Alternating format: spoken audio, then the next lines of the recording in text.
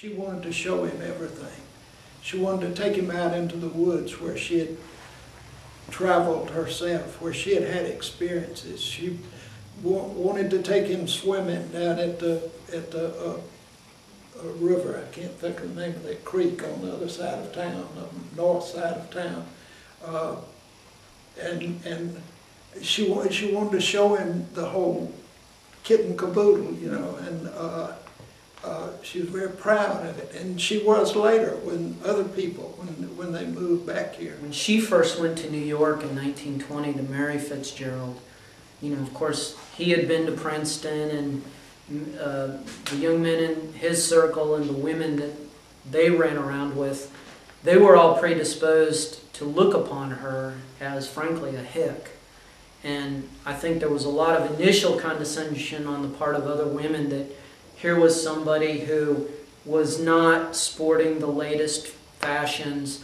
You know, Zelda did not become a flapper until after the fact. It was only after his first novel, This Side of Paradise, became a huge success that the media kind of seized upon her, and he started a whole campaign to say, basically, this is the woman that invented the flapper.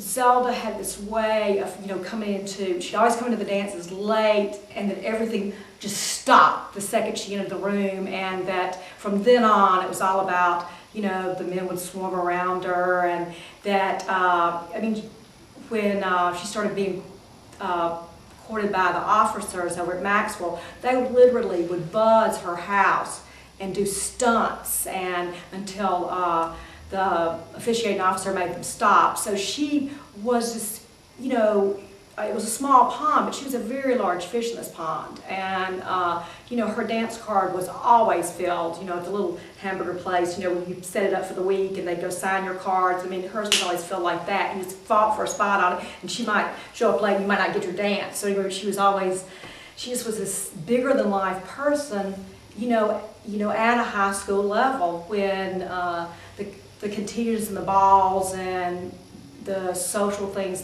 were just, you know, king and queen and everything. And she ruled her world in that aspect.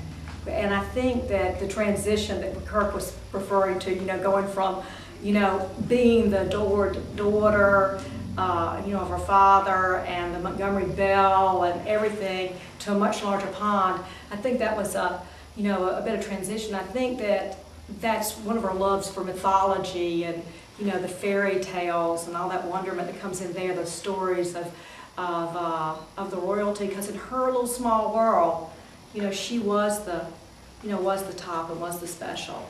And, you know, you get out to the bigger world and, you know, she became a part of the great adventure. And I think that from that, you know, great adventure, she tried to find her soul again. I think all that is, you know, deeply connected to her roots. I think Wayne really kind of expresses that when he writes the play about them being here and the you know, the spirit tree. I think it's always, you know, searching for, you know, the realness and how she was brought up, and I think she found a, you know, a great deal of that. I think we see that in her nature work.